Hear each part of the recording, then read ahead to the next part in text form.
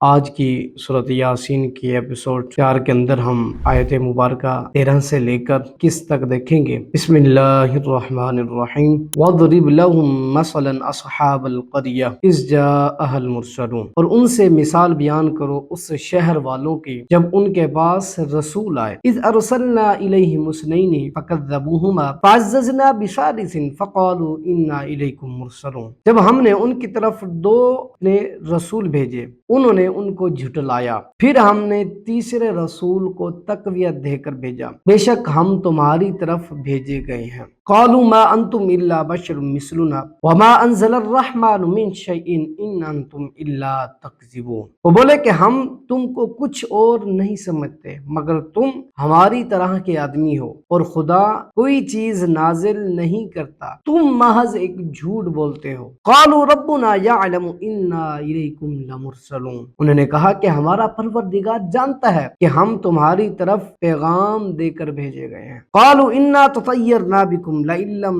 تنتہوا لنرجمنکم وليمسنکم منا عذاب علیم، وہ بولے کہ ہم تم کو نامبارک سمجھتے ہیں، اگر تم باز نہ آؤ گے تو ہم تمہیں سنسکار کر دیں گے، ہم تمہیں تکلیف دیں گے اور دکھ دینے والا عذاب دیں گے۔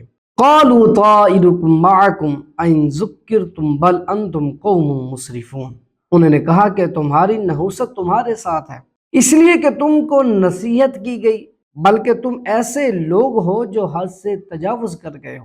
وجاء من اقصى المدینة رجل يسعى قال یا قوم اتبعوا المرسلین، اور شہر کے پرلے کنارے سے ایک آدمی دوڑتا ہوا آیا، کہنے لگا کہ اے میری قوم، پیغمبروں کے پیچھے چلو۔ اتبعوا من لا يسألكم اجرا وهم مهتدون، انہوں نے کہا جو تم سے صلہ نہیں مانگتے، وہ تمہیں سیدھے رستے پر لاتے ہیں۔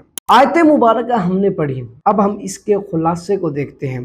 ان آیت کے اندر اور ان سے بعد والی کچھ آیتوں کے اندر اللہ تعالیٰ نے ایک شہر کا ذکر فرمایا، اور نبی کریم صلی اللہ علیہ وآلہ وسلم کو حکم دیا کہ اے میرے نبی، ان کفار کو وہ واقعہ سناؤ۔ کون سا واقعہ سناؤ؟ یہی واقعہ جو آج ہم نے پڑھا، تاکہ یہ لوگ ایمان لے آئیں۔ نبی کریم صلی اللہ علیہ وآلہ وسلم کے دور کے اندر جو کفار تھے، اللہ تعالی نے مخاطب کر کے کہا کہ اے میرے نبی، ان کو اس قوم کا واقعہ سناؤ۔ وہ واقعہ کیا تھا؟ ایک شہر تھا، اس کے اندر اللہ تعالی نے دو رسولوں کو بھیجا، وہ رسول آئے، اللہ تعالیٰ کا پیغام پہنچانے لگے، دین کا پیغام پہنچایا، لوگوں کو تبلیغ کی، دین کے بارے میں بتایا، ان لوگوں نے انہیں جھٹلایا۔ پھر اللہ تعالیٰ نے ایک تیسرے رسول کو تقویت دے کر بھیجا کہ آپ جائیں، اب آپ تبلیغ کریں۔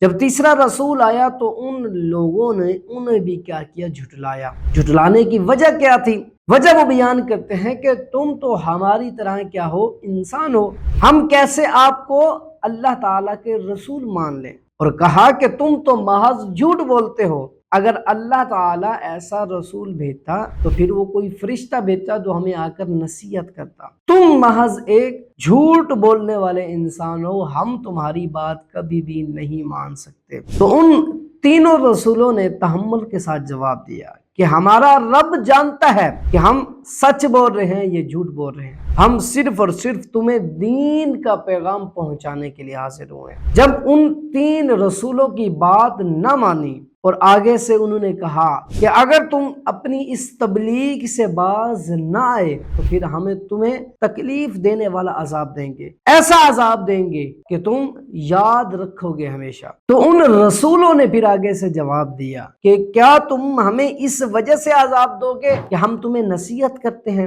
دین کا پیغام پہنچاتے ہیں، کیا تم اس وجہ سے ہمیں عذاب دو گے؟ انہوں نے کہا کہ نہیں، ہم تمہیں کچھ بھی نہیں سمجھتے، تم محض جھوٹ بولنے والے ہو۔ جب یہ بات ایستا ایستا کر کے پھیلی تو ایک کنارے سے مرد مومن آیا جو اللہ تعالیٰ کو مانتا تھا، اللہ تعالیٰ پر ایمان رکھتا تھا، وہ آ کر کہنے لگا کہ اے میری قوم، اللہ تعالیٰ پر ایمان لے آؤ، اور یہ جو رسول تمہیں سیدھے راستے کا راہ دکھا رہے ہیں وہ سچ ہے، ان کی بات مانو، ان کے پیچھے چلو، اور ایسا نہیں کہ جب تم کو یہ نصیحت کریں گے، دین کا بتائیں گے، کہ تم سے کوئی معاوضہ طلب کریں گے، تم سے کچھ بھی نہیں مانگیں گے، تم صرف اور صرف ان کے پیچھے چلو۔ تو انہوں نے اس کا بھی انکار کر دیا۔ جب انکار کیا تو پھر اس اللہ کے ولی کا کچھ ہی دنوں بعد انتقال ہوا۔ پھر اللہ تعالیٰ نے اس کی بخشش فرما دی اور اللہ تعالیٰ نے اس کو جنت عطا فرمائی۔ تو پھر اللہ تعالیٰ نے اس قوم پر ایسا عذاب نازل فرمایا کہ وہ جل کر راکھ ہو گئی۔ ان آیت مبارکہ کے اندر